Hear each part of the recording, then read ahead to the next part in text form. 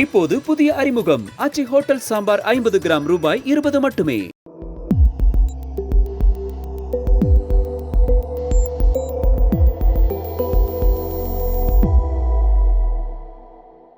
தமிழ் தடம் நேயர்களுக்கு வணக்கம். நம்மோடு உரையாட ஊடகவியலாளர் திரு கேப்ரியல் இணைந்திருக்காங்க. வாங்க பேசலாம். வணக்கம். வணக்கம். இஸ்ரேல், அமெரிக்கா மற்றும் ஈரான் மோதல் கான்ஃபிளிக்ட் போச்சு. ஈரான் திரும்பி நிறைய வளைகுடா நாடுகளை தாக்கியிருந்தாங்க. இது இப்போ ஓரளவுக்கு அப்படியே கொஞ்சம் ஸ்மூத்தா போகுது அப்படின்ற மாதிரி தான் இருக்கு. இந்த நிலையில இன்னைக்கு ஒரு ஸ்டேட்மெண்ட் சொல்லியிருக்காரு ட்ரம்ப். ரஷ்யா ஈரான் பிரச்சனை முடிஞ்ச பிறகு அடுத்தது கியூபா தான் அப்படின்னு சொல்லியிருக்காரு. முதல்ல ஈரான முடிங்க சார் அப்படின்ற மாதிரி இருக்கு. ஸோ அடுத்தது கியூபா தான் அப்படின்னு குறி வச்சிருக்காரு.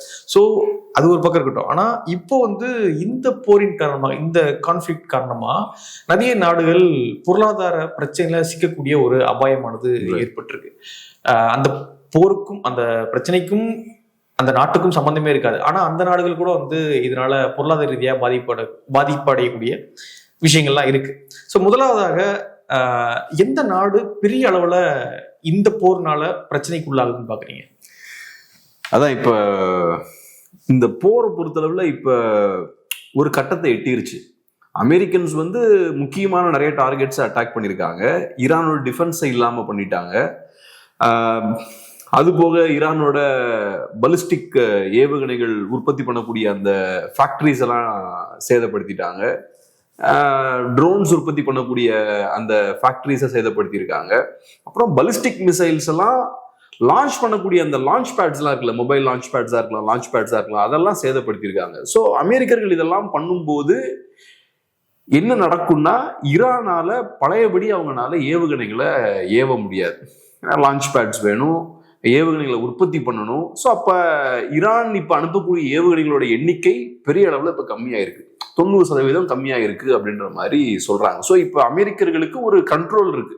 அவங்களால ஈஸியா ஈரானுக்குள்ள போக முடியும், பிரச்சனையே இல்லாமல் வர முடியும். ஏன்னா இப்போ ஈரான் கிட்ட டிஃபென்ஸ் சிஸ்டமும் அங்கே கிடையாது. ஈரானோட டிஃபென்ஸ் சிஸ்டம்லாம் சேதப்படுத்திட்டாங்க.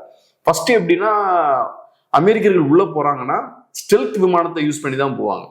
ஸ்டெல்த் விமானங்களை ட்ராக் பண்ண முடியாது. இப்ப ஸ்டெல்த் விமானம் தேவையில்லை, நார்மலாவே உள்ள போகலாம். ஏன்னா ஈரான்கிட்ட டிஃபென்ஸ் இல்லை இப்ப. ஸோ இப்ப என்ன அடுத்தது பண்ண போறாங்கன்ற தெளிவு நமக்கு இல்லை. சில விஷயங்கள் பார்க்க முடியுது. ஈரானோட வெஸ்ட் சைடு இருக்குல்ல, மேற்கு பகுதியை அதிகமா ஃபோக்கஸ் பண்றாங்க அமெரிக்கன்ஸ். முக்கியமான டார்கெட்ஸ் எல்லாம் பார்த்தோம்னா மேற்கு பகுதியில தான் இருக்கு. அது எதனால குறிப்பா மேற்க ஃபோக்கஸ் பண்றாங்கன்னு தெரியல. மேபி இப்படி இருக்கலாம். ஈராக்ல கர்டிஷ் போராளிகள் நிறைய பேர் இருக்காங்க, ரெபல்ஸ் இருக்காங்க, ஈரானுக்கு எதிராக செயல்படக்கூடியவர்கள். ஈரான்ல செப்பரேட்டிஸ்ட் மூவ்மெண்ட் இருக்குன்றதை நம்ம பேசியிருக்கோம். ஸோ அவங்க உள்ள வர்றதுக்கு ஈஸியா இருக்குன்றதுக்காக வெஸ்ட்டை ஃபோக்கஸ் பண்றாங்களா? அது ஒண்ணு. ரெண்டாவது, ஈரானோட வெஸ்ட் சைடு இந்த பக்கம் இருக்கு இல்லையா, அந்த சைட்ல தான் இஸ்ரேலும் இருக்கு. ஸோ இங்கிருந்து லான்ச் பண்ணக்கூடிய ஏவுகணைகளோட எண்ணிக்கையை கம்மி பண்ணுன்றதுக்காக வெஸ்ட்டை ஃபோக்கஸ் பண்றாங்க. இந்த மாதிரி சில காரணங்கள் இருக்கலாம். பட் நமக்கு இதை தாண்டி பெரிய டெவலப்மெண்ட்ஸ்ன்னு சொல்றதுக்கு இப்ப எதுவும் இல்லை. இப்ப நிறைய தாக்குதல் நடந்துட்டு இருக்கு. ஆனா அவங்களோட எண்ட் அப்ஜெக்டிவ் என்ன அப்படின்றத நம்மளால சரியா புரிஞ்சுக்க முடியும். முன்னாடி பார்க்கும்போது இப்போ குறைஞ்சிருச்சு. முன்னாடிக்கு கொஞ்சம் குறைஞ்சிருக்கு. குறிப்பா ஈரான் சைட்ல இருந்து ரொம்ப குறைஞ்சிருச்சு. அமெரிக்கா இஸ்ரேல் சைட்ல இருந்தும் கொஞ்சம் குறைஞ்சிருக்கு. ஏன்னா குறைஞ்சுதான் ஆகும். நம்ம ஃபர்ஸ்ட் டேயே பேசணும். அதை இது ஹை இன்டென்ஸான ஒரு போர். நூற்றுக்கணக்கான மிசைல்ஸை நீங்க டெய்லி லான்ச் பண்ணிக்கிட்டே இருக்க முடியாது. மிசைல்ஸுக்கு விலை இருக்கு. அதனால வேகமா ஆரம்பிப்பாங்க. 12 டே வாரம் அப்படிதான் ஸ்டார்ட் ஆச்சு. பயங்கரமா வேகமா ஆரம்பிச்சாங்க. 250-300 மிசைல்ஸ், ட்ரோன்ஸ் எல்லாம் லான்ச் பண்ணாங்க. அதுக்கப்புறம் அப்படியே ஸ்லோவா வேகம் கம்மியாக ஆரம்பிக்கும். 12th டே வரும்போது அந்த மிசைல்களோட எண்ணிக்கை ரொம்ப குறைய ஆரம்பிச்சிடும். அது இங்கேயும் நடக்கும். ஸோ இப்போ முக்கியமா நம்ம பேச வேண்டியது என்னன்னு பார்த்தோம்னா, 7 நாள் இந்த மோதல் நடந்திருக்கு, 7வது நாள் நடந்துட்டு இருக்கு. ஸோ அப்போ பொருளாதார ரீதியா என்னென்ன பாதிப்புகள் ஏற்பட்டிருக்கு அப்படின்றத நம்ம பேச வேண்டியிருக்கு. குறிப்பா உலகம் முழுக்க பெரிய பாதிப்பை ஏற்படுத்தியிருக்கு. ஒன்று, ஆயில் பிரைஸ் இன்க்ரீஸ் ஆயிருக்கு. 10 to 13% இன்க்ரீஸ் ஆயிருக்கு. இது உலகத்தில் இருக்கக்கூடிய எல்லா நாடுகளுக்குமே இது பெரிய ஒரு சிக்கல். குறிப்பா சைனா மாதிரியான நாடுகளுக்கு பெரிய சிக்கல். ஏன்னா ஈரானோட ஓவரால் ஆயில் எக்ஸ்போர்ட்ல 90% சைனாவுக்கு தான் போகுது. சைனா தான் அவங்களோட எண்ணெயை பெரிய அளவுல வாங்குறாங்க. இப்ப சைனாவுக்கு அது பெரிய ஒரு சிக்கல். நிறைய பேர் என்ன சொல்றாங்கன்னா, சைனாவுக்கு ஒன்றும் பிரச்சனை இல்லை, சைனாவுக்கு போகக்கூடிய கப்பல்களை ஈரான் குறி வைக்கல, சைனீஸ் கப்பல்களுக்கு அனுமதி கொடுக்குறாங்க. அனுமதி அவங்க கொடுக்கலாம். பட் கப்பல் நிறுவனங்கள் ரிஸ்க் எடுக்க மாட்டாங்க. இப்படி ஒரு போர் நடந்துட்டு இருக்கும்போது ஸ்ட்ரெயிட் ஆஃப் ஹொர்முஸ் வழியா போறதுக்கு கப்பல் நிறுவனங்கள் ரிஸ்க் எடுக்க மாட்டாங்க. ஸோ சைனாவுக்கும் இது பெரிய ஒரு பாதிப்பு தான். அப்புறம் ஜப்பானுக்கு பாதிப்பு, இந்தியாவுக்கு பாதிப்பு. ஏன்னா நமக்கெல்லாம் ஹொர்முஸ் வழியா தான் அந்த எண்ணெய் வந்துட்டு இருக்கு. ஸோ இப்ப சொல்லப்படுற விஷயம் என்னன்னா, ஓவராலா வேர்ல்டோட இன்ஃபிளேஷன், உலகத்தோட பணவீக்கம் 0.25% வந்து 1.25% வரைக்கும் அதிகரிக்க வாய்ப்பு இருக்கு. இது உலகம் முழுக்க பெரிய ஒரு தாக்கத்தை ஏற்படுத்தும். ஏன்னா இது வெறும் பெட்ரோல் சம்பந்தப்பட்ட விஷயம் மட்டும் கிடையாது, வேற நிறைய பொருட்களும் அந்த வழியா வரும். உணவுப் பொருட்களா இருக்கலாம், முக்கியமா ஃபெர்டிலைசர்ஸ், உரம் இருக்குல்ல, அந்த வழியா தான் யூரியா, இந்த மாதிரியான விஷயங்கள்லாம் அந்த ரூட்ல தான் வருது. ஸோ அதுவும் பெரிய ஒரு சிக்கல். இப்போ என்ன ஆகுதுன்னா, ஸ்ட்ரெயிட் ஆஃப் ஹொர்முஸை க்ளோஸ் பண்ணியாச்சுன்னா ஆல்டர்னேட்டா வேற என்ன ரூட் இருக்கு? சூவஸ் கனல், ரெட் சி வழியா வரலாம். ஸோ ஸ்ட்ரெயிட் ஆஃப் ஹொர்முஸ் இந்த பக்கம் இருக்குன்னா பேரலா சூவஸ் கனல், ரெட் சி ரூட் இருக்கு. ஆனா அங்கேயும் சூழல் சரியில்லை, ரெட் சி பகுதியிலையுமே சூழல் சரியில்லை. ஸோ அங்கேயுமே சூவஸ் கனல் பகுதியிலையும் தாக்குதல்கள் நடத்தலாம். ஸோ என்ன பண்றாங்க கப்பல் நிறுவனங்கள், இந்த ரெண்டு ரூட்டையுமே புறக்கணிக்கிறாங்க. இந்த ரெண்டு பக்கமும் நம்ம போக வேண்டாம், பாதுகாப்பு இல்லை. அப்ப என்ன பண்ணலாம், அவங்க ஆப்பிரிக்காவை சுத்தி போறாங்க. அடுத்தது அப்படியே இந்த வழியா சுத்தி ஆப்பிரிக்காவுக்கு வந்து அப்புறம் இப்படி போறாங்க. ஆப்பிரிக்கா அந்த கேப் ஆஃப் குட் ஹோப்னு ஒரு பகுதி இருக்கு கீழே, ஆப்பிரிக்காவோட சதர்ன் டிப்ல. அதை சுத்தி அப்படியே அவங்க போக வேண்டிய இடத்துக்கு போறாங்க. அப்ப என்ன ஆகுது, இந்த பயணத்தோட நேரம் பார்த்தோம்னா ரொம்ப ரொம்ப ரொம்ப அதிகமாகுது. அதுக்கு ஆகக்கூடிய செலவும் ரொம்ப அதிகமாகுது. 94% ரேட் வந்து இன்க்ரீஸ் ஆகுது. அப்ப இவ்வளவு தூரம் சுத்தி எடுத்து அங்க வரதுன்னா ஒண்ணு லேட்டா வருது, ரெண்டாவது அதுக்கான செலவும் அதிகமாகுது. அப்ப நேச்சுரலா பெட்ரோல் பிரைஸ் இன்க்ரீஸ் ஆகுதுன்றது ஒண்ணு, அது தாண்டி இதுவும் இன்னும் இன்க்ரீஸ் பண்ணும்ல, மற்ற பொருட்களோட விலையும் இன்க்ரீஸ் பண்ணும். இது பெரிய ஒரு சிக்கலா இருக்கு. இதுல இன்ட்ரெஸ்டிங்கான ஒரு விஷயம் என்னன்னா, சவுதி அரேபியாவுக்கு பைப் லைன் இருக்கு, ஈஸ்ட் வெஸ்ட் பைப் லைன் இருக்கு. ஸோ சவுதி அரேபியாவுக்கு இந்த பிரச்சனை கிடையாது, east west pipeline. So Saudi Arabia அங்க ஈஸ்ட் சைட்ல ஒரு ஸ்டார்ட் ஆகி வெஸ்ட்ல ரெட்சில ஒரு போர்ட் இருக்கு, இயான்பூ அப்படின்ற ஒரு போர்ட் சிட்டி இருக்கு. லாரன்ஸ் ஆஃப் அரேபியா படத்துல இயான்பூ பத்தி பேசுவாங்க. ஸோ இந்த இயான்பூ போர்ட் சிட்டி வரைக்கும் அந்த பைப் லைன் ஒரு ஏறக்குறைய 1000 to 1020 கிலோமீட்டர்ஸ் நீளமான ஒரு பைப் லைன். ஸோ சவுதி அரேபியாவை பொறுத்தளவில் இது பெரிய பாதிப்பு அவங்களுக்கு ஏற்படுத்தாது. ஏன்னா அவங்க ஆயில ரெட்சி கொண்டு வந்து அங்கிருந்து வெளியே கொண்டு போயிடலாம் இந்த பைப் லைனை யூஸ் பண்ணி. இயான்போ வரைக்கும் கொண்டு வந்துட்டாங்கன்னா மற்ற பகுதிகளுக்கு அங்கிருந்து எடுத்துட்டு போகலாம். அஃப்கோர்ஸ் சவுதி அரேபியாவுக்கும் பாதிப்பு இருக்கு. ஏன்னா அவங்களோட ஓவரால் எக்ஸ்போர்ட்டை கம்பேர் பண்ணி பார்க்கும்போது இந்த பைப் லைன் வழியா எல்லா எண்ணெயுமே இந்த வழியா அனுப்ப முடியாது. ஸோ அவங்களுக்கும் கொஞ்சம் பாதிப்பு இருக்கு, பட் மற்ற நாடுகள் அளவுக்கு இல்லை. பட் ஓவராலா பார்த்தோம்னா மற்ற கல்ஃப் கண்ட்ரீஸுக்கு பெரிய ஒரு சிக்கல் இருக்கு. இது போக இப்ப பிரைஸ் எல்லாம் இன்க்ரீஸ் ஆகும்போது இப்ப அமெரிக்கன்ஸ் என்ன பண்றாங்க, இந்தியாவுக்கு ஒரு வேவர் கொடுக்குறாங்க. நீங்க நெக்ஸ்ட் ஒரு 1 மந்த்துக்கு நீங்க ரஷ்யாட்ட இருந்து எண்ணெய் வாங்கிக்கோங்க. ஏன்னா எண்ணெய் விலைலாம் இன்க்ரீஸ் ஆகுறதுனால இந்த ஒரு ஆப்ஷன் அவங்க இந்தியாவுக்கு கொடுக்குறாங்க. இது ஆக்சுவலா இந்தியாவுக்காக அவங்க கொடுக்குற ஆப்ஷன் கிடையாது. இப்ப அமெரிக்கன்ஸ் என்ன பாக்குறாங்கன்னா, வேர்ல்டு ஃபுல்லா பெட்ரோலோட பிரைஸ் இன்க்ரீஸ் ஆகுது, அப்ப அதை கம்மி பண்ணணும்னா என்ன பண்ணணும், சீப்பா ஆக்கணும், அதை ரேட்டை குறைக்கணும்னா அப்போ உங்களுக்கு எக்ஸ்ட்ரா அந்த ஆயில் சப்ளை இன்க்ரீஸ் பண்ணும் இல்லையா? ஸோ இப்போ இந்தியா என்ன பண்றாங்க, வேர்ல்டு ஆயில் மார்க்கெட்ல இருந்து, இன்டர்நேஷனல் மார்க்கெட்ல இருந்து எண்ணெயை வாங்கிட்டு இருக்காங்க.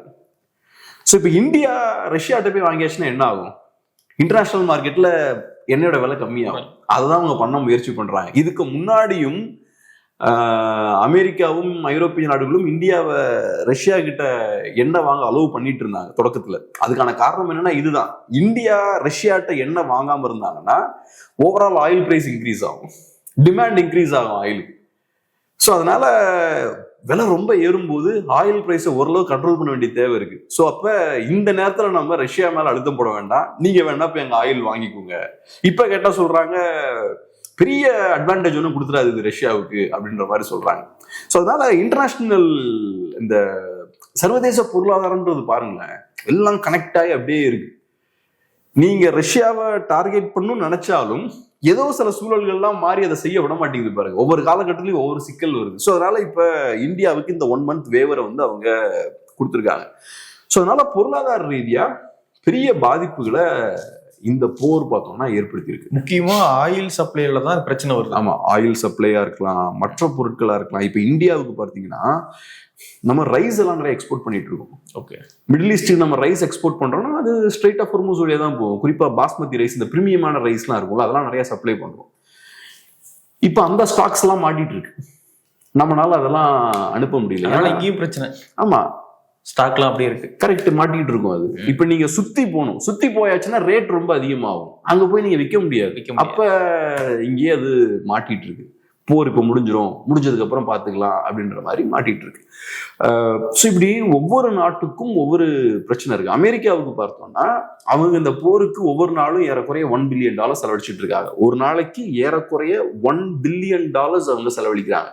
நாங்க பார்க்கும்போது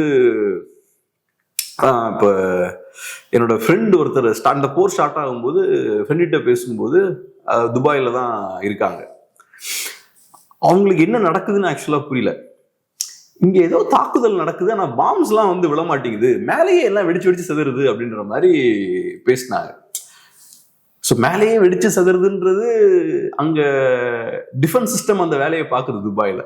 இல்லையா, துபாயில பாம் வந்து விழாம அந்த டிஃபென்ஸ் சிஸ்டம் அதை பாக்குது. ஒரு பெரிய வேலை நடந்துட்டு இருக்கு. இவங்க சேஃபா இருக்காங்கன்னா அதனாலதான் சேஃபா இருக்காங்க.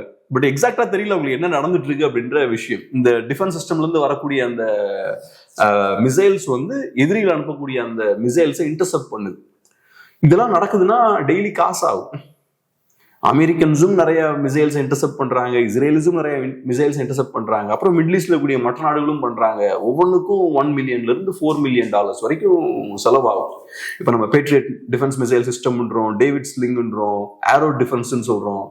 இது எல்லாத்துக்கும் பேட்டரிஸ் பார்த்தோம்னா ரொம்ப எக்ஸ்பென்சிவா இருக்கும். இந்த மிசைல்ஸோட ரேட் பார்த்தோம்னா ரொம்ப எக்ஸ்பென்சிவா இருக்கும். ஸோ அப்ப ஒவ்வொரு நாளும் நீங்க சண்டை போடுறீங்கன்னா அமெரிக்கன்ஸ் வந்து $1 பில்லியன் வந்து செலவழிச்சிட்டு இருக்காங்க. ஸோ இது வரைக்கும் பார்த்தோம்னா ஏறக்குறைய $5 பில்லியன்ல இருந்து $10 பில்லியன் வரைக்கும் அவங்க செலவழிச்சிருக்காங்க. இது அமெரிக்காவுக்கும் பெரிய ஒரு சிக்கல் தான். ஏன்னா இப்ப ட்ரம்ப்பை பொறுத்தளவுல தேவையில்லாம மற்ற நாடுகளுக்காக பணத்தை செலவழிக்க கூடாது, இந்த மாதிரியான விஷயங்கள்லாம் பேசிட்டு இருக்கவர். அவரோட ஆதரவாளர்களும் அதை தான் விரும்புறாங்க. அப்படி இருக்கும்போது நம்ம பணத்தை ஏன் அங்க போய் வேஸ்ட் பண்ணிட்டு இருக்கணும், இவ்வளவு பணம் நம்ம ஏன் வேஸ்ட் பண்ணணும்? இப்ப நிறைய ரைட் விங் ஆட்கள் அதை தான் பேசுறாங்க. இப்ப ரிப்பப்ளிகன்ஸ் நம்ம சொல்லும்போது ரிப்பப்ளிகன் பார்ட்டியில இருக்க ஆட்கள் மட்டும் நான் சொல்லல, ஹார்ட் கோர் ரிப்பப்ளிகன் சப்போர்ட்டர்ஸ் இருப்பாங்கல்ல, அவங்க இதை விரும்ப மாட்டாங்க. இப்ப டக்கர் கால்சன்லாம் பார்த்தோம்னா அவரு இதெல்லாம் அப்போஸ் பண்ணி பேசிட்டு இருக்காரு. அவங்கள பொறுத்தளவுல தேவையில்லாத வேலை நம்ம ஏன் ஸ்பெண்ட் பண்ணும் அப்படின்ற மாதிரி பாக்குறாங்க. ஸோ அமெரிக்காவுக்கு பெரிய ஒரு பொருளாதார சிக்கல் இருக்கு. சைனாவை எடுத்துக்கிட்டோம்னா சைனாவும் இதுல பெருசா பாதிக்கப்படுறாங்க. சைனாவை பொறுத்தளவுல அவங்க ஈரானோட ஒரு அண்டர்ஸ்டாண்டிங்ல இருக்காங்க. பெல்ட் அண்ட் ரோட் இனிஷியேட்டிவ்காக நெக்ஸ்ட் ஒரு 25 இயர்ஸ்க்கு நம்ம ஒரு $400 பில்லியன் இன்வெஸ்ட் பண்ணுவோம் அப்படின்ற மாதிரி சொல்லியிருக்காங்க. நிறைய பணத்தையும் இன்வெஸ்ட் பண்ணியிருக்காங்க. இப்ப இந்த மோதல் நடந்து அங்க இன்ஸ்டபிலிட்டிலாம் வரும்போது அவங்களோட இன்வெஸ்ட்மெண்ட்ஸ் எல்லாமே இப்ப வேஸ்டா போகுது. அவங்க இன்வெஸ்ட்மெண்ட்ஸ் எல்லாம் பிரயோஜனம் இல்லாம போகுது. சைனாவுக்கு இது ஒரு சிக்கல். ரெண்டாவது, சைனாவுக்கு ஈரான்ல இருந்து சீப்பான ஆயில் கிடைச்சிட்டு இருந்தது, இப்ப அதுக்கு வெயிட் வச்சுட்டாங்க. சைனாவுக்கு ஆயில் போக முடியாது அப்படின்ற சூழல் ஏற்பட்டிருக்கு. ஏற்கனவே வெனிசுவேலால இருந்து அவங்களுக்கு சீப்பான ஆயில் வந்துட்டு இருந்தது. வெனிசுவேலால இருந்து சீப்பான ஆயில் சைனா வாங்கிட்டு இருந்தாங்க. வெனிசுவேலால இருந்தும் ஆயில் போகாதுன்ற சூழலை அமெரிக்கா ஏற்படுத்திட்டாங்க. இப்ப அடுத்தது ஈரான்லயும் இந்த வேலையை அவங்க பார்த்துட்டாங்க. ஸோ சைனாவுக்கும் இது பெரிய ஒரு சிக்கல். ஸோ இந்த சிக்கல்லாம் இருக்கிறதால இப்ப சைனா என்ன சொல்றாங்க, அவங்களோட அந்த ப்ரொஜெக்ஷன்ஸ் இருக்குல்ல, ஜிடிபி growth ப்ரொஜெக்ஷன்ஸ் இருக்குல்ல, அதெல்லாம் ரொம்ப கம்மி பண்ணிட்டாங்க. 4.5% கொண்டு வந்துட்டாங்க. ஸோ இந்த லாஸ்ட் 30 இயர்ஸ்ல இதான் உள்ளதுலேயே கம்மியான growth அவங்க காட்டுறாங்க. இது சைனாவோட பொருளாதாரத்துக்கு பெரிய ஒரு சிக்கல். இதுல சைனாவுக்கு சில அட்வான்டேஜும் இருக்கு. சைனாவை பொறுத்தளவுல இந்தியாவும் பாகிஸ்தானும் சண்டை போட்டாங்கல்ல, ஆபரேஷன் சிந்தூர்ல சண்டை போட்டாங்கல்ல, அப்ப சைனாவை பொறுத்தளவுல நம்ம வெஸ்டர்ன் ஆயுதங்களை யூஸ் பண்ணி நம்ம சண்டை போட்டோம் மோஸ்ட்லி. இப்போ ரஃபால்லாம் பார்த்தோம்னா வெஸ்டர்ன் மேடு, பிரெஞ்சு மேடு. ஸோ அப்ப வெஸ்டர்ன் மேட் ஆயுதங்கள் எந்த அளவுக்கு எஃபெக்டிவா இருக்குன்றத சைனாக்காரங்க கண்டுபிடிச்சிடலாம். சைனாக்காரங்க சண்டை போடாமலே இதை கண்டுபிடிச்சிடலாம். இந்தியா வெஸ்டர்ன் மேட் ஆயுதங்கள் யூஸ் பண்றாங்க மோஸ்ட்லி. பாகிஸ்தானை பொறுத்தளவுல சைனீஸ் விமானங்கள் இதெல்லாம் யூஸ் பண்றாங்க. ஸோ ரெண்டு பேரும் சண்டை போடும்போது இந்த வெஸ்டர்ன் மேட் ஆயுதங்கள் இருக்கக்கூடிய வீக்னஸ் என்ன, ஸ்ட்ரென்த் என்ன, பிரச்சனைகள் என்ன, இந்த விஷயம் எல்லாத்தையுமே அவங்க பாகிஸ்தான் இருந்து வாங்கிடலாம். ஸோ அப்ப நாளைக்கு சைனாவுக்கு அமெரிக்காவோடையும் மற்ற நாடுகளோடையும் சண்டை போட வேண்டிய தேவை வந்ததுன்னா இது ஒரு அட்வான்டேஜை கொடுக்கும். அதே மாதிரி இப்பவும் பார்த்தோம்னா இப்ப ஈரான் வந்து அமெரிக்காவோட ஒரு கஷ்டமான ஒரு மோதல்ல ஈடுபட்டு இருக்காங்க. இப்ப சைனாவுக்கு இது ஒரு நல்ல ஆப்பர்ச்சுனிட்டி. அமெரிக்கன் டிஃபென்ஸை ஸ்டடி பண்றதுக்கு, அமெரிக்கன் ஏவுகணைகளை ஸ்டடி பண்றதுக்கு, அமெரிக்காவோட கப்பல் படையோட பலம் என்ன, இந்த விஷயங்களெல்லாம் நல்லா நீட்டா ஸ்டடி பண்ணலாம். ஸோ அந்த வகையில சைனாவுக்கு இது ஒரு அட்வான்டேஜ். நாளைக்கு சைனா பக்கம் அமெரிக்கா திரும்புறதுக்கான வாய்ப்புகள் நிறைய இருக்கு. ஸோ அப்ப சைனாவுக்கு இது ஒரு வாய்ப்பு. அந்த விஷயங்கள்லாம் அவங்க பண்றாங்க. ரஷ்யாவை பொறுத்தளவுல ரஷ்யாவுக்கும் இது ஒரு பெனிஃபிட் தான், பாதிப்பு தானே. பாதிப்பு தான். ஆமா, இல்ல நம்ம ஆயில் வாங்குறது, இப்போ ஆயில்லாம் அவங்க ஃப்ரீயா சேல்ஸ் விற்க முடியுது அப்படின்ற ஒரு இது இருக்குல்ல, அது ஒண்ணு. அப்புறம் ஆயில் பிரைஸ் இன்க்ரீஸ் ஆகுது. ஓவராலா ஆயில் பிரைஸ் இன்க்ரீஸ் ஆகுதுன்னா ரஷ்யாவுக்கு நல்லது தானே. இப்ப இந்தியா மாதிரி நாட்டுக்கு ஆயில் பிரைஸ் $1 இன்க்ரீஸ் ஆகுதுன்னா ஓவராலா நமக்கு $1 பில்லியன் எக்ஸ்பென்ஸ் அதிகமாகும் ஒரு வருஷத்துக்கு. இப்போ ஆயில் பிரைஸ் வந்து ரொம்ப அதிகமா இன்க்ரீஸ் ஆக வாய்ப்பு இருக்குன்றாங்க. $30-40 வரைக்கும் இன்க்ரீஸ் ஆக வாய்ப்பு இருக்குன்றாங்க பெர் பேரலுக்கு. அப்ப நமக்கு யோசிச்சு பாருங்க எவ்வளவு நஷ்டம் வரும்னு. ஸோ நமக்கு அந்த நஷ்டம் ஏற்பட்டுச்சுன்னா ரஷ்யாவுக்கு அது லாபம் தான். அது ஓகே. ஆனா இப்ப ரஷ்யா போர் சண்டை போட்டுட்டு இருக்காங்க. ரஷ்யாவுக்கு ஈரான், மிடில் ஈஸ்ட்ல கூடிய நாடுகள்லாம் ரொம்ப அவசியம். அவங்களோட இன்ஃப்ளூயன்ஸ் வந்து இப்ப கம்மியாகுது. ஒரு geopolitical point of view வந்து பார்க்கும்போது சிரியால கவர்மெண்ட் வீழும்போது அது ரஷ்யாவுக்கு பெரிய பின்னடைவு. ஏன்னா அது ஒரு ப்ரோ ரஷ்யன் கவர்மெண்டா இருந்தாங்க. ரஷ்யாவோட இன்ஃப்ளூயன்ஸ் அங்க அதிகமா இருந்தது. ஸோ சிரியா வீழும் போது ரஷ்யாவோட இன்ஃப்ளூயன்ஸ் மிடில் ஈஸ்ட்ல கம்மியாகுது. இப்ப ஈரான் வீழலாம், வீழாம போலாம். பட் ஈரான் கண்டிப்பா பலவீனப்பட போகுது. ஈரான் பலவீனமானாலும் ரஷ்யாவோட இன்ஃப்ளூயன்ஸ் கம்மி தான் ஆகும். அதுபோக ரஷ்யாவுக்கு ஷாஹித் ட்ரோன்ஸ் எல்லாம் ஈரான்ல இருந்து வந்துட்டு இருந்தது. இப்ப அந்த ட்ரோன்ஸ் எல்லாம் வராது. ஸோ இந்த மாதிரியான பின்னடைவுகள் ரஷ்யாவுக்கும் இருக்கு. அதனால கண்டிப்பா எல்லாருக்குமே இதுல சிக்கல் நிறைய இருக்கு. அப்புறம் ரஷ்யாவை பொறுத்தளவு, யூரோப்பை பொறுத்தளவுல நேச்சுரல் கேஸோட பிரைஸ் எல்லாம் இப்ப ஏற்கனவே 2 மடங்கு இன்க்ரீஸ் ஆயிடுச்சு. அவங்க பெரிய லெவல்ல இங்க இருந்து அதெல்லாம் இம்போர்ட் பண்றாங்க. எல்லாருக்கும் சிக்கல் தான். இந்தியாவுக்கு இன்னும் நிறைய சிக்கல்கள். இந்தியாவை பொறுத்தளவு நம்ம ஈரானோடையும் க்ளோஸ். இப்ப இந்தியன் மீடியாக்கெல்லாம் பாத்தீங்கன்னா யாரை சப்போர்ட் பண்ணலான்றது ஒரு கன்ஃபியூஷன் இருக்கு. இப்ப இந்த மோதல் மட்டும் ஈரானுக்கும் இஸ்ரேலுக்கும் இடையே இருந்ததுன்னா கண்ணை மூடிட்டு இஸ்ரேலை சப்போர்ட் பண்ணிருப்பாங்க. ஆனா இங்க அமெரிக்காவும் இன்வால்வ்டு. அமெரிக்காவும் இஸ்ரேலும் சேர்ந்து ஈரான் அட்டாக் பண்றாங்க. ஈரான்ல நமக்கு நிறைய இன்வெஸ்ட்மெண்ட்ஸ் இருக்கு. ஈரானோட நம்ம க்ளோஸா இருக்கும். சோ இந்த மோதல்ன்றது நமக்கு ஏகப்பட்ட பாதிப்பை ஏற்படுத்துது. ரெண்டாவது ட்ரம்ப் இன்வால்வ்டு, யூஎஸ் இன்வால்வ்டு. அவங்கனால நமக்கு நிறைய பிரச்சனைகள். இப்ப நம்ம ரஷ்யாட்ட இருந்து ஆயில் வாங்கிட்டு இருந்தோம், அதுக்கு கேட்டை போட்டாங்க. அதுக்கப்புறம் இப்ப சாபஹர் போர்ட்ல நமக்கு ஒரு டெர்மினல் இருக்கு, அங்கேயும் பிரச்சனையை கொடுக்குறாங்க. ஃபியூச்சர்ல அந்த போர்ட்டை நம்ம யூஸ் பண்ண முடியாதுன்ற மாதிரிதான் ஒரு சூழல் இருக்கு இப்ப. ஸோ அதுவும் பார்த்தா நமக்கு பிரச்சனை. ஸோ இப்போ என்ன ஆகுது, இந்தியாவால சென்ட்ரல் ஏஷியாவோட ட்ரேட் பண்ண முடியாது, ஆப்கானிஸ்தானோட ட்ரேட் பண்ண முடியாது. இந்த பிரச்சனைகள் எல்லாம் கொடுக்குறாங்க. ஸோ ட்ரம்ப் வந்ததுக்கு அப்புறம் நமக்கு ஏகப்பட்ட பிரச்சனை. அது போக டாரிஃப் இந்த பிரச்சனை எல்லாம் கொடுக்குறாரு. ஸோ அதனால இப்ப இந்தியன் மீடியாவை பொறுத்தளவுல US plus Israel against Iran. So இப்போ ஈரானோட ஸ்டாண்டை இந்தியன் மீடியா எடுக்காங்க. ப்ரோ ஈரானா தான் நம்ம ஆட்கள் இருக்காங்க. ஏன்னா இந்த போர் வந்து நமக்கு நல்லது இல்லை. ஹொர்மூஸ் வழியா வரக்கூடிய ஆயில் கம்மியாகுது. அப்புறம் ஸ்ட்ராட்டஜிக்கலா பார்த்தோம்னா நமக்கு வர்த்தகம் பண்ணக்கூடிய அந்த கெப்பாசிட்டி நமக்கு கம்மியாகுது. நம்மளால சென்ட்ரல் ஏஷியாலாம் போய் ட்ரேட் பண்ண முடியல. அது போக முக்கியமா இன்னொன்னு, நம்ம இதுக்கு முன்னாடி பேசியிருக்கோம், India Middle East Europe economic காரிடாரும் உருவாக்கக்கூடிய திட்டத்துல நம்ம இருக்கோம். ஸோ அதுக்கும் நிறைய இன்வெஸ்ட் பண்ற பிளான்ல நம்ம இருக்கோம். அது ஒரு பெரிய மெகா ப்ராஜெக்ட். அதுவும் இதனால பாதிக்கப்படுது. இவங்க இந்த மாதிரி பாம் எல்லாம் பண்ணி மிடில் ஈஸ்ட்ல ஏகப்பட்ட குழப்பத்தை ஏற்படுத்திட்டு இருந்தாங்கன்னா இப்ப பாருங்க, ஒட்டுமொத்த மிடில் ஈஸ்ட்லயும் பிரச்சனை இருக்கு. அப்புறம் அங்க போய் நம்ம என்னத்தை இன்வெஸ்ட் பண்றது? அதனால ட்ரம்ப் வந்ததுக்கு அப்புறம் இந்தியாவுக்கு ஏகப்பட்ட சிக்கல்கள். ஆமா. ஸோ அதனால அந்த பிரச்சனையும் இந்தியாவுக்கு இருக்கு. ஸோ இந்த மாதிரியான ஒரு சூழல் இப்ப போயிட்டு இருக்கு. ஓகே, அடுத்ததாக பார்த்தீங்கன்னா இப்போ இன்டென்ஷன் என்ன அமெரிக்காவுக்கு அப்படின்னு பார்த்தீங்கன்னா, சுப்ரீம் லீடரை மாற்றணும் ஈரான்ல இருந்து அப்படின்னு நினைச்சாங்க. சரி, அவங்கள வந்து கொண்டுட்டாங்க, பாம்பு போட்டு ஃபேமிலியோட காலி பண்ணிட்டாங்க. இப்போ திரும்ப உச்ச லீடரா, சுப்ரீம் லீடரா வந்து பதவி ஏற்றுக்கிறது வந்து அவங்களுடைய மகன், கமேனியோட மகன் தான் திரும்ப பதவி ஏற்றுக்கிறாரு. அப்படி இருக்கும்பொழுது என்ன மாதிரியான அரசியல் மாற்றத்தை விரும்பினாங்க? இப்போ என்ன நடந்திருக்கு அப்படின்னு பாக்குறீங்க? ட்ரம்ப் கிளியரா சொல்லிட்டாரு, அடுத்த லீடர் யாரா வரப்போறாங்கன்ற முடிவெடுக்கும் போது அதுல எனக்கும் ஒரு சே இருக்கணும், அதை தீர்மானிக்கிறதுல எனக்கும் ஒரு பங்கு இருக்கணும்ன்றாரு அவர். அடுத்த நாடு அந்த நாடு யாரை சூஸ் பண்றாங்க அதெல்லாம் கிடையாது, எனக்கு அதுல ஒரு ரோல் இருக்கணும் அப்படின்ற விஷயத்த ட்ரம்ப் சொல்றாரு. ரெண்டாவது, கெமினியோட மகனை ஏத்துக்கவும் அவர் தயாரா இல்லை. என்னை பொறுத்தளவுல நடக்கிற விஷயங்கள் வச்சு பார்க்கும்போது கெமினியோட மகனுக்கு லைஃப் ரொம்ப ஷார்ட்டா இருக்கும் தான் எனக்கு தோணுது பார்க்கும்போது. திரும்ப அந்த மாதிரி அட்டாக் ஒன்று நடக்கும்ன்றீங்க? அவங்க கெமினியோட பையனை ஏத்துக்கல அவங்க. ஓகே, கெமினிக்கு நடந்தது மகனுக்கும் நடக்கலாம். இப்ப நீங்க சிம்பிளா பாருங்க, எவ்வளவோ பணத்தை இன்வெஸ்ட் பண்ணிருக்காங்க அவங்க. 2 ஏர்கிராஃப்ட் கேரியரோட அங்க நிக்கிறாங்க. அது போக ஏகப்பட்ட ஃபைட்டர் ஜெட்ஸ், இவ்வளவு விஷயத்த பண்ணிருக்காங்க. ஸோ இதெல்லாம் அவங்க பண்றதுக்கான காரணம் என்ன? வேற ஏகப்பட்ட விஷயங்கள் சொல்லலாம். நியூக்ளியர் ஃபெசிலிட்டிஸை நாங்கள் இல்லாமல் பண்ண போகிறோம், அவங்களோட அந்த பலிஸ்டிக் மிசைல் மேனுஃபேக்சரிங் ஃபெசிலிட்டிஸ் எல்லாம் நாங்கள் அடித்து தகர்க்க போகிறோம், இதெல்லாம் சொல்லலாம். பட் எண்ட் ஆஃப் த டே இதெல்லாம் நீங்கள் செய்தாலும் உங்களுக்கு ஏற்ற மாதிரியான ஒரு தலைமை ஈரான்ல இல்லைன்னா நாளைக்கு இதே பிரச்சனைகள் திரும்ப திரும்ப வரும். ஸோ ட்ரம்ப் தான் சொல்றாரு, நான் இன்னைக்கு விட்டுட்டு போயிடுவேன், அப்புறம் 5 வருஷம் கழிச்சு இதே பிரச்சனை திரும்பி வரும், திரும்ப நான் 5 வருஷம் கழிச்சு சண்டை போட முடியாதுன்றாரு. ஸோ அப்போ அமெரிக்கன்ஸ் அவங்களுக்கு ஏற்ற லீடர்ஷிப் அங்கே இருக்கணுன்றதையும் அவங்க எதிர்பார்ப்பாங்க. ஓகே, அப்ப இந்த தலைமை அவங்களுக்கு விரும்பலாம். எனக்கு தெரிஞ்சு கமேனியோட பையனுக்கு வந்து லைஃப் எக்ஸ்பெக்டன்சி ரொம்ப கம்மியாக தான் இருக்கும்னு எனக்கு தோணுது. ஓகே, இது ரொம்ப ரிஸ்கியான ஒரு வேலை அவர் எடுத்திருக்கிறது.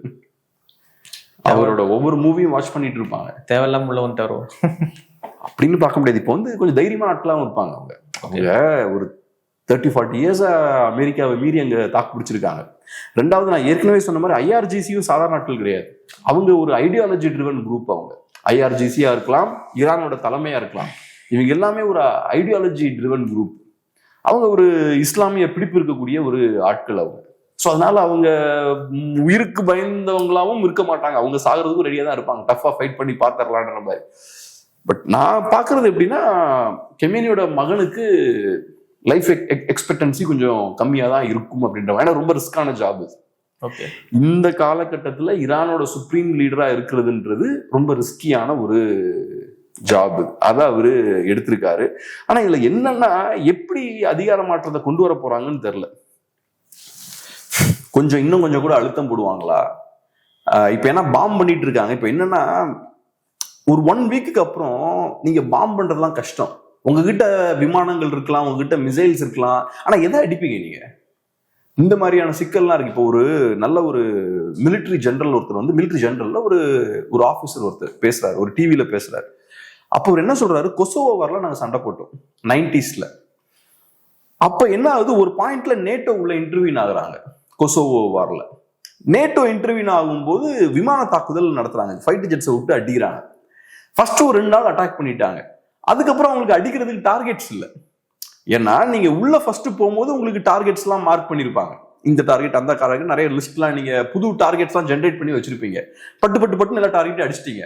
அதுக்கப்புறம் இப்போ உங்ககிட்ட 100கணக்கான விமானங்கள் இருக்கும், ஆனா டார்கெட்ஸ் இருக்காது அடிக்கிறது. விமானங்கள் இருக்கும், மிசைல்ஸ் இருக்கும், ஆனா ஃப்ரெஷ்ஷான டார்கெட்ஸை ஜென்ரேட் பண்றது கஷ்டம். அதேதான் இங்கேயும். நீங்க ஃபர்ஸ்ட் போருக்கு ப்ரிப்பேர் ஆகுறீங்க, அப்போ உங்களுக்கு நிறைய நாட்கள் இருக்கும், நிறைய டார்கெட்ஸை மார்க் பண்ணி வச்சிருப்பீங்க. ஈரான் முழுக்க 100கணக்கான டார்கெட்ஸை மார்க் பண்ணி வச்சிருப்பீங்க. இப்ப ஏறக்குறைய 3000 டார்கெட்ஸ் அடிச்சிருக்கீங்க. உங்ககிட்ட ஏகப்பட்ட விமானங்கள் இருக்கு. இப்ப புது புது டார்கெட்ஸ் நீங்க ஜென்ரேட் பண்ணிக்கிட்டே இருக்கணும். அது ரொம்ப கஷ்டம். ஏன்னா நீங்க பிடிச்ச மாதிரியும் சும்மா சகட்டு மேனிக்கும் தாக்க முடியாது. ஏன்னா நான் சொன்ன மாதிரி ஒவ்வொரு மிசைலுக்கும் ஒரு ரேட் இருக்கு. 2 ஏர்கிராஃப்ட் கேரியரை நிப்பாட்டுறதே பெரிய எக்ஸ்பென்ஸ். அங்க 2 ஏர்கிராஃப்ட் கேரியரும் அதுக்கு தேவையான சப்போர்ட் ஃபிளீட்டையும் நிப்பாட்டி வச்சிருக்காங்கல்ல, அதுவே பாத்தீங்கன்னா மில்லியன்ஸ் ஆஃப் டாலர்ஸ் செலவாகும் அமெரிக்கன்ஸுக்கு ஒவ்வொரு நாளும். அது போக நீங்க இந்த மிசைல் தாக்குதல் நடத்துறீங்க, அங்க ஒரு பெரிய ஒரு படையை நிப்பாட்டி வச்சிருக்கீங்க, இதுக்கு எல்லாத்துக்கும் பெரிய எக்ஸ்பென்ஸ் இருக்கு. ஸோ அதனால போக போக உங்களுக்கு டார்கெட்ஸ் எல்லாம் இருக்காது, புது புது டார்கெட்ஸ் எல்லாம் ஜென்ரேட் பண்ண கஷ்டம். அதனால என்ன பண்ண போறாங்கன்னு தெரியல. ஈரானுக்கு தெரியும் அமெரிக்காவுக்கு நாட்கள் நீள பிரச்சனை அப்படின்னு தெரியும். ஸோ அதனால ஈரான் இப்ப என்ன பண்றாங்க, அவங்க தாக்குதலோட அந்த வேகத்தை, வீரியத்தை கம்மி பண்றாங்க. வீரியத்தை கம்மி பண்ணா அதிக நாட்கள் நீங்க தாக்கலாம். நிறைய தாக்குதல் ஒரே நாளில் நடத்துறீங்கன்னா அதிக நாட்கள் நீங்க நடத்த முடியாது. ஸோ இப்போ ஈரான் என்ன பண்றாங்க, இன்டென்சிட்டியை கம்மி பண்ணிட்டாங்க. ஸோ நம்ம நிறைய நாட்கள் தாக்கலாம். ஏன்னா அந்த போரை இழுத்துக்கிட்டே போக போக அமெரிக்காவுக்கு சிக்கல், உள்ளூர்லயும் சிக்கல், இங்கேயும் சிக்கல். இங்க எக்ஸ்பென்ஸ் அதிகமாயிட்டே இருக்கு, உள்ளூர்ல ட்ரம்ப்புக்கு அழுத்தம் அதிகமா வந்துட்டு இருக்கும். ஸோ அப்ப வேற வழி இல்லாம ட்ரம்ப் விட்டுட்டு போயிடுவார் அப்படின்ற மாதிரி இரானியன்ஸ் பாக்குறாங்க. இது பார்ப்போம் எப்படி போய் முடியுதுன்னு பார்ப்போம். ஏன்னா எக்ஸாக்டா என்ன பண்ண முடியும்னு எனக்கு தெரியல. ஏன்னா சோல்ஜர்ஸை இறக்க மாட்டோம்ட்டாங்க. அப்ப சோல்ஜர்ஸை இறக்காம நீங்க எப்படி அங்க இருக்கக்கூடிய நியூக்ளியர் ஃபெசிலிட்டிஸை கம்ப்ளீட்டா தரமாட்டமாக்குவீங்க? ஏன்னா அதெல்லாம் ரொம்ப சேஃபா அண்டர் கிரவுண்ட்ல இருக்கு. வெறுமனே பாம்ஸை போட்டு மட்டும் அதை இல்லாம பண்ண முடியாது. ஏற்கனவே நமக்கு தெரியும் 12 Day War அப்பயும் ஆபரேஷன் என்ன ஹேமர், மிட் நைட் ஹேமர்ல நீங்க நிறைய பங்க் பஸ்டர் பாம்ஸ் எல்லாம் போடுறீங்க. அது ஒன்றும் ஆகல. பங்க் பஸ்டர் பாம்ஸ்லாம் ஒன்றும் பெருசா அதை சேதப்படுத்த முடியல. அப்ப இப்பயும் திரும்ப நீங்க அதை செய்யறதால பிரயோஜனம் இல்லை. களத்துல இறங்கி உள்ள போய் அப்ப அதை டிஸ்மேண்டில் பண்ணணும். அதை உங்களால பண்ண முடியுமா அப்படின்ற கேள்வி இருக்கு. ஸோ அப்ப நீங்க தரையில இறங்கி சண்டை போட முடியாதுன்னா யார் வந்து அந்த வேலையை பார்ப்பா? கர்டிஷ் படைகள் அதை பண்ணுவாங்களா? அவங்களால அந்த வேலையை கரெக்டா பண்ண முடியுமா இப்படின்ற கேள்விகள்லாம் இருக்கு. இல்லைன்னா நீங்க வெனிசுவேலா ஸ்டைல்ல பாம் பண்ணி ஈரானை சுத்தி ஒரு பெரிய ஒரு வளையம் அமைச்சு பொருளாதார தடை போட்டு ஈரானை வீழ்த்திடலாமா? ஏன்னா ஈரான் இப்ப பொருளாதார ரீதியா பெரிய சிக்கல்ல இருக்காங்க. ஈரானோட கரன்சியோட வேல்யூ பார்த்தோம்னா பயங்கரமா டிராப் ஆயாச்சு. ஈரானோட இன்ஃப்ராஸ்ட்ரக்சரை பெரிய அளவுல சேதப்படுத்திருக்காங்க. அதெல்லாம் ரீபில்ட் பண்றதுக்கு பெரிய காஸ்ட் ஆகும். ஸோ ஈரான் திரும்ப மீண்டு வர்றதும் ரொம்ப கஷ்டம். ஈரானுக்கு எண்ணெய் வழியா வரக்கூடிய லாபமும் இப்ப ஸ்டாப் ஆயிருச்சு. ஸ்ட்ரெயிட் ஆஃப் ஹார்மூஸ் நீங்க க்ளோஸ் பண்ணியாச்சுன்னா நீங்களும் மாட்டுவீங்கல்ல, மற்ற நாடுகளுக்கு பாதிப்பு வரும், உங்களுக்கும் வரும். அந்த சிக்கலும் இருக்கு.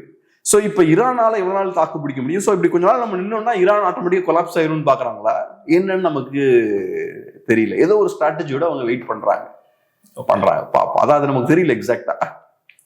நான் தொடக்கத்தையே சொன்ன மாதிரி வந்து அடுத்த டார்கெட் கியூபா அப்படின்னு ட்ரம்ப் சொல்லியிருக்காரு. இப்பொழுதே வந்து கியூபால பல இடங்கள்ல கிட்டத்தட்ட பாதிக்கும் மேற்பட்ட பகுதிகளில் வந்து மின்தடை ஏற்பட்டிருக்கு. ஏன்னா வந்து எண்ணெய் இல்லை, வெனிசுவேலால இருந்து கொலம்பியால இருந்து வரக்கூடிய எண்ணெய் எல்லாம் தடைபட்டுருச்சு. அதனால இன்னைக்கு கிட்டத்தட்ட இருள்ல மூழ்கக்கூடிய ஒரு சூழல்ல கியூபா இருக்கு. பெரிய அளவுல அவங்களும் ஒரு பிரச்சனையில தான் சிக்கியிருக்காங்க. ட்ரம்ப் இன்னைக்கு ஒரு வார்த்தை சொல்லியிருக்காரு, அடுத்த டார்கெட் வந்து ஈரானை முடிச்ச பிறகு உங்களை தான் முடிக்க போறேன் அப்படின்னு சொல்லியிருக்காரு ட்ரம்ப். ஸோ டார்கெட் பண்ணுவாரா இல்ல பயமுறுத்துறாரா? டார்கெட் பண்ணலாம். ஆனா இதெல்லாம் எனக்கு தெரிஞ்சு இதெல்லாம் சஸ்டைனபிள் கிடையாதுங்க. ஏதோ ஒரு சிக்கல்ல போய் விடும் கண்டிப்பா. நீங்க இப்படி கடற்கடான்னு வரிசையா ஆட்சி மாற்றங்கள் உங்களுக்கு பிடிச்சமான காரியங்கள்லாம் பண்றீங்கன்னா ஏதோ ஒரு பாயிண்ட்ல அது பெருசா பேக் ஃபயர் ஆகும். அது எப்படின்னு எனக்கு தெரியல, அது நடக்கும். இப்ப அலெக்சாண்டர் கிரேட் எடுத்துக்கிட்டீங்கன்னா வரிசையா நிறைய வெற்றிகள், பெரிய மெகா எம்பையர்லாம் அவர் கொலாப்ஸ் பண்றாரு. அது அலெக்சாண்டர் த கிரேட்டோட படைகளோட பலம்ன்றது ஒண்ணு. எதிரிகள்லாம் அந்த டைம்ல பலவீனமாகவும் இருந்தாங்க. இப்ப செகண்ட் வேர்ல்ட் வார் காலகட்டத்தில் ஹிட்லர் கடற்கடான்னு எக்ஸ்பேண்ட் ஆனார். அப்புறம் பட்டுன்னு கொலாப்ஸ் ஆகுது ஜெர்மன் எம்பையர். அதுக்கப்புறம் பட்டுன்னு கொலாப்ஸ் ஆகுது. ஆனா ஏன் ஹிட்லர் ஒரு பெரிய ஒரு நேமா மாறுறாருன்னா ராபிட் எக்ஸ்பான்ஷன்.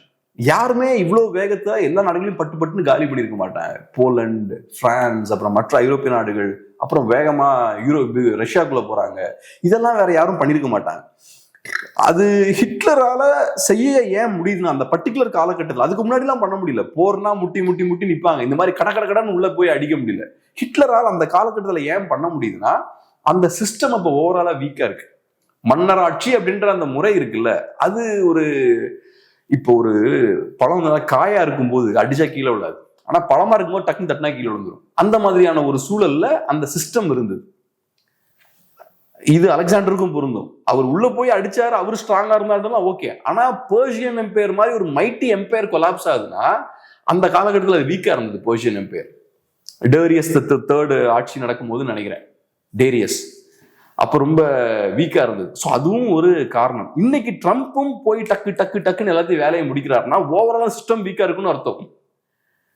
ஸோ அதனால எப்படி அலெக்சாண்டருக்கு பேக் ஃபயர் ஆச்சோ, எப்படி ஹிட்லருக்கு பேக் ஃபயர் ஆச்சோ ஒரு பாயிண்ட்ல, அது இவருக்கும் பேக் ஃபயர் ஆகிறது நிறைய வாய்ப்பு இருக்கு. ஏன்னா இது வந்து இயற்கையா தெரியல, ரொம்ப செயற்கையா இருக்கு. நீங்க பாட்டுக்கு டப்புன்னு எல்லாத்தையும் அடிச்சு போட்டு போக முடியாது. அப்படி அதுக்கான எதிர்வினை ஏதோ ஒரு பாயிண்ட்ல உங்களுக்கு வரும்.